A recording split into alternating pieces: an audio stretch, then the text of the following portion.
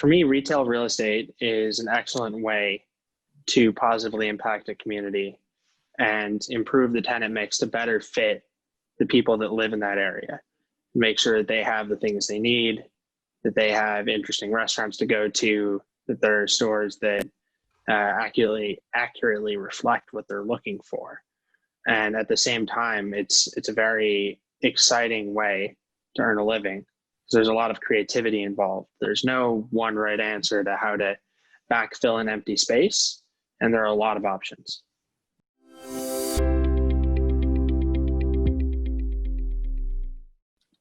Finance and investment professionals, on top of keeping books, making sure that we know how much money we are making or losing and what we can and can't do, ultimately are in the capital allocation business.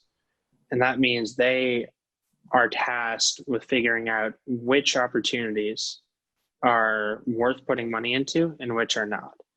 And that's not just external growth, where you're buying either individual assets, portfolios, or even companies, but it also means internally at your assets.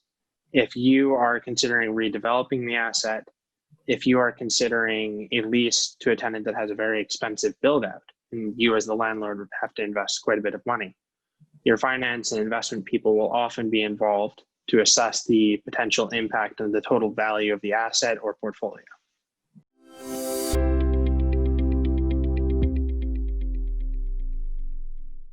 There's always a need for more financial analysts in the shopping center industry. Now, that doesn't necessarily mean that at all times we are increasing the number of financial analysts, but that often financial analysts will start in the business and will graduate into different roles throughout the industry.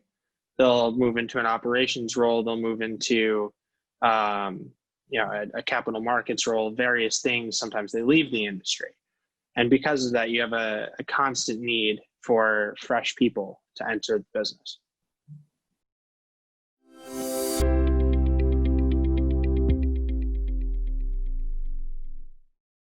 If you're looking to get into finance or acquisitions within real estate, the most important thing to do is just get into the real estate business. Many people get hung up saying, I need an acquisitions role right out of school, or I need a finance role. And there's so much transferable knowledge from leasing, from property management or asset management, all these different parts of the business, that if you just get into the industry, it'll be much easier for you to switch to your intended role. So I would advise anyone who wants to do something specific in real estate to first just get into real estate.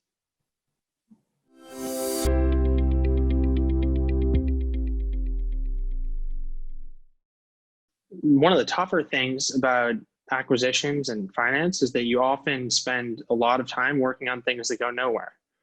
If you underwrite 100 deals and you do one of them, you have a pretty good hit rate. Most people have a lower hit rate than that, and that's just the way it is. So you have to be comfortable spending enormous amounts of time on things that will come to nothing. And you learn through that process and become better during it. But it's troubling for some people to put so many hours into something and have nothing come of it.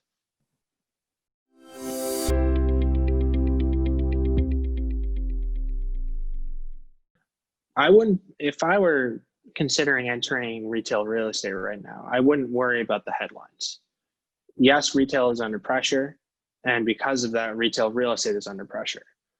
But that means there's also considerable opportunity for someone young entering the business today. I look to many of my colleagues and other people I know throughout the industry who entered in the last recession in 2008 or 2009, and many entered in a time of great uncertainty, similar to now, and have done phenomenally well. Because in that time of disruption, there's a lot of opportunity for someone who's young and willing to work hard.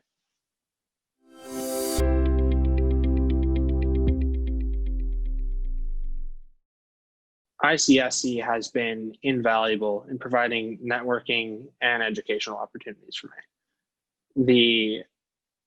The conferences everyone thinks of are Las Vegas and New York, the bigger shows, and they're great. You meet a lot of people in 2 or 3 days, and hopefully you take home meaningful connections from that.